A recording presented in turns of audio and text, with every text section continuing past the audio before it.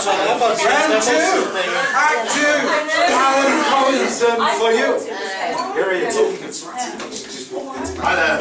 I'm a drummer. You know about drummers, they're the people that hang around with musicians. So, this particular drum, in Wales is called a buzzer, which means to deafen, I understand. I'm not a Welsh speaker, not very good at it anyway. A buzzer is deaf. In English, don't have a name for it, so they use the Irish term, which is a barron. A barron means to deafen. Exactly, different word, but it means the same. And it's the drum that belongs to two islands. It belongs to the island of the Mighty and the island of Destiny. The island of the Mighty is Britain. The island of Destiny is Ireland. And that's where this particular drum comes from. And the way it's played is unique to those countries. It's the only drum in the world where you put your hand inside against the skin all the time. No other drum you actually touch the skin all the time. And also, because if I'm playing kit drum over there, I've got two hands, but I can only hit going down. So now you create two hands by hitting on the way down and on the way back. So you get two hands. And later on, when you get a bit clever with it, you get three hands, which hit the tail end of the stick at the same time. And unlike other drums, if I'm playing kick drum, I don't play kick drum anymore. When I used to play kick drum, halfway through the session, they'd say the drum solo, and you do your drum solo. But occasionally folk would say, "Hey, that was great, do another one." And you say, "No, that's it, there is a drum solo, that's it." Unlike with the barron, there are hundreds of drum solos being played. There are pieces written for the barron. Because it's got this ability to change tone, it's actually regarded as a musical instrument. Because in fact there are more notes on here than are on a piano.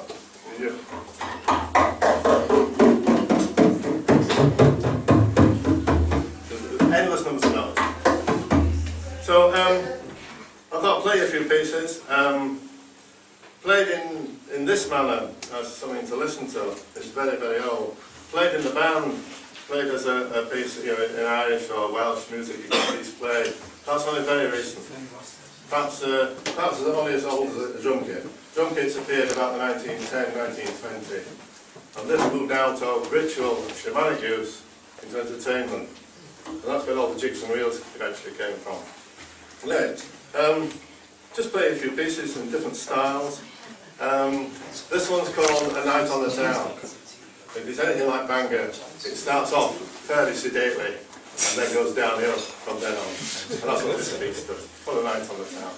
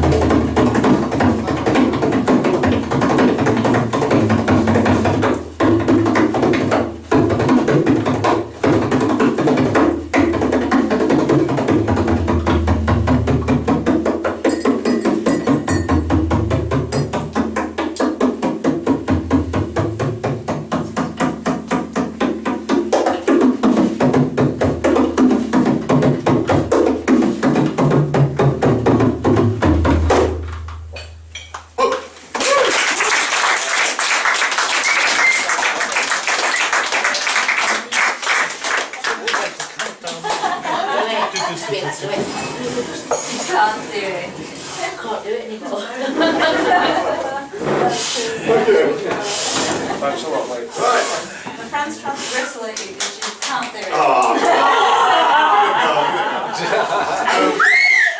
Got it! the interesting thing about the baron is that whatever you hit it with, gives you a different sound. I mean, for the play kit drum, you've got the brushes, you've got a few other things. But this has a whole range of instruments that you hit it with. And if in the band, the bass player doesn't turn up, then I take over the bass. Well done, hello.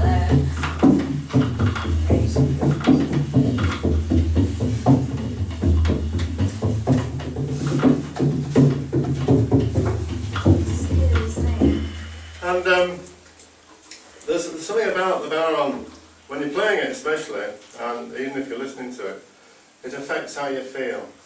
There's certain notes on here. If for thousands of years it wasn't used for entertainment, it's meant to change how you feel. The unique way you hold it means the skin is actually touching your body. So part of the sound, the player doesn't hear part of the sound with his ears, not her ears. It's heard into your solar plexus directly. And this takes you all over the place. And so, again, if we're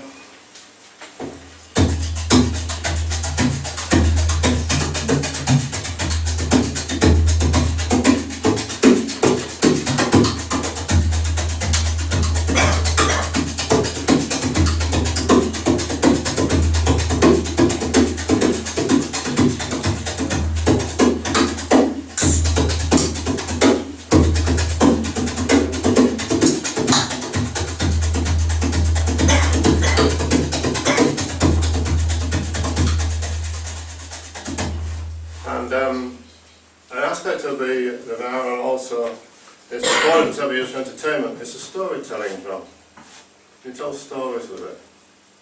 And if, I think most of you are old enough to remember the film Jaws. But in Jaws, there was that sort of rhythm, da-da, da-da, da-da, da-da, da-da, so that came whenever the shark appeared. That's an old Celtic technique for anticipation. In telling a story, sometimes you want the audience to know what's going to happen before the people in the story know it's going to happen. And in Jaws, you have them all splashing about in the water. Early on, they used that sound when the shark was on screen.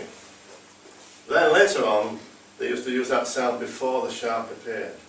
So the audience knew the shark was coming before they got there. And the people in the film didn't know, the people were splashing about happily in the water. But the audience knows the shark's coming. And so this is an old Celtic technique of using a rhythm with a person or an object or something.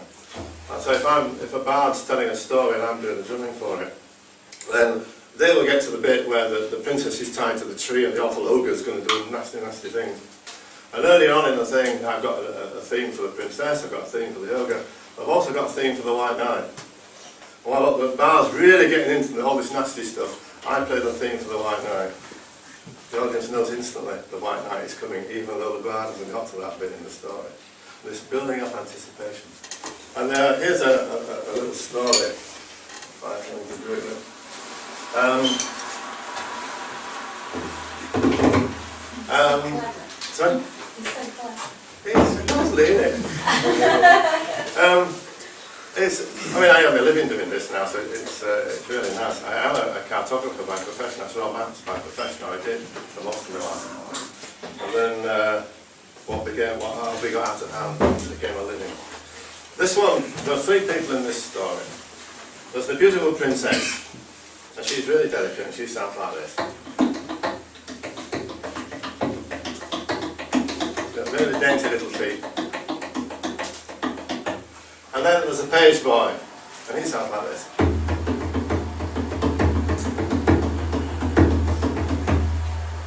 And the princess was just a little village girl at the time, and the lord of the manor decides he needs to get married. They tell him, you've got to get married, come on, get on with it. So they says, well, I don't want to get married. He said, yeah, choose somebody.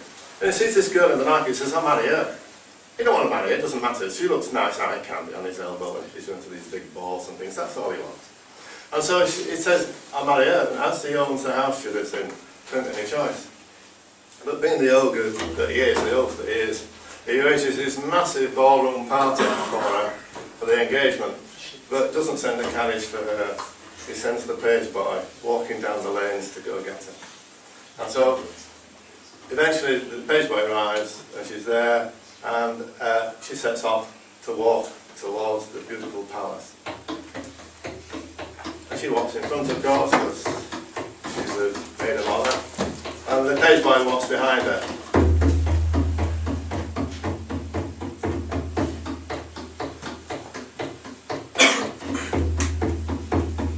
Eventually, she comes to the steps of the wonderful baronial hall. She goes up the steps, and he follows her.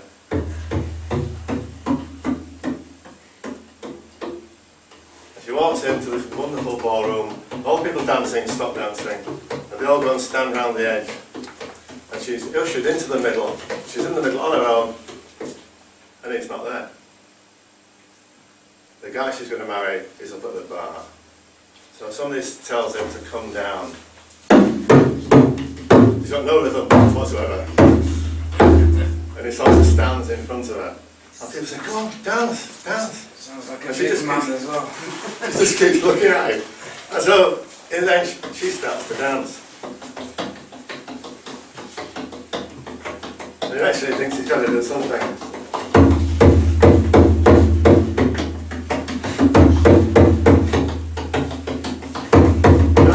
Trod on her toe for the 15th time. She wonders how on earth can I get rid of it. And she has an idea.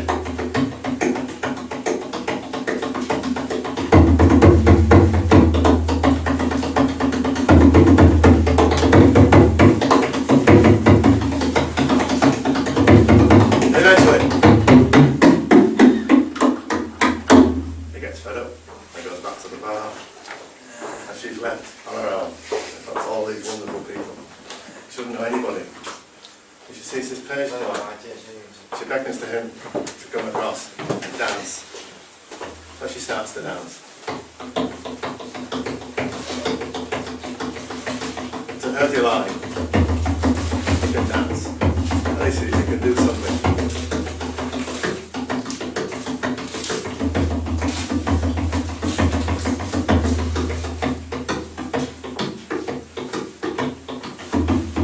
She realises what she can do, he can do.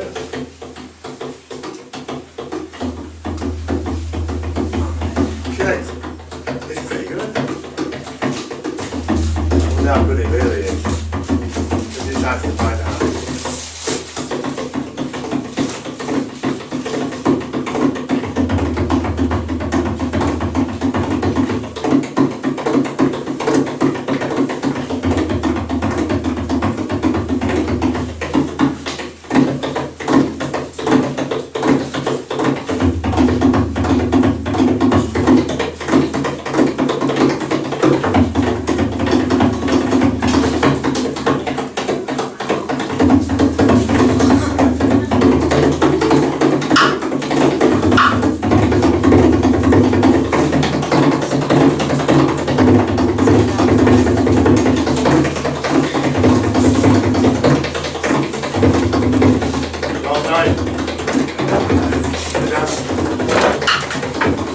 Bit like me.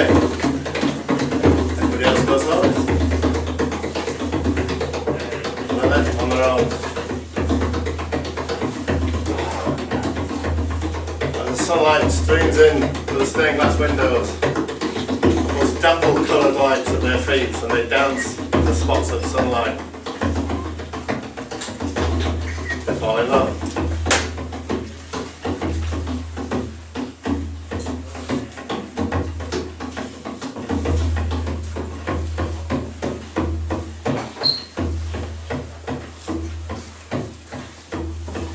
They dance the last step. They kiss.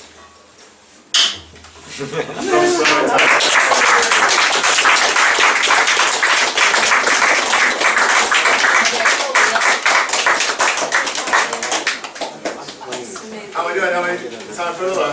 Anything? Am I away for time? One more, yeah, good. Good Last time. gig I did was 2 hours, so. This was called Vicky. When you said weird, I was like, It was written for a girl who was quite ill. So unfortunately she died before she ever heard it. So I played it at the funeral. It's called Vicky.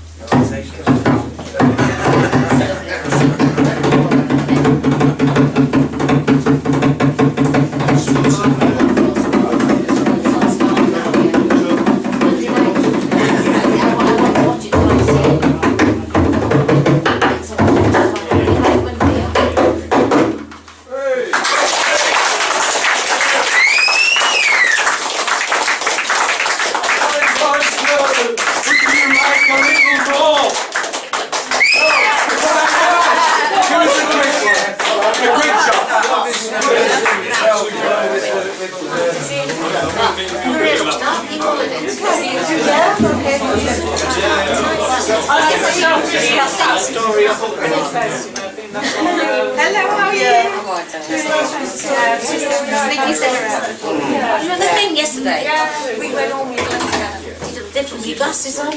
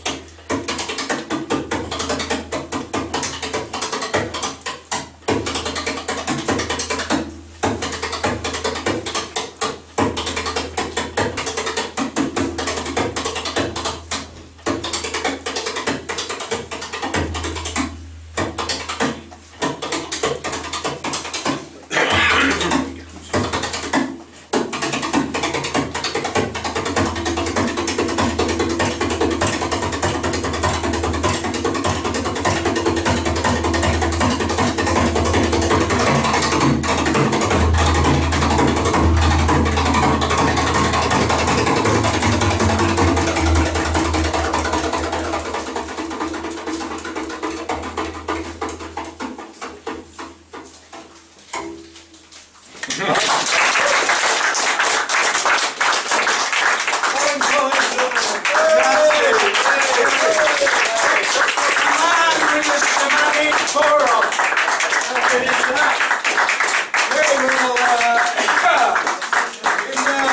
got some very wonderful people that are making some very wonderful food, so feel free to avail yourselves of that. Those of you at home, crack open a beer, champagne, whatever. Just giving a shout for our wine, Dalton, who on Monday there's going to be a network meeting for musicians, venues and whatever else, so 7 o'clock. Be here or miss out. Chat amongst yourselves and we'll prepare for our next time.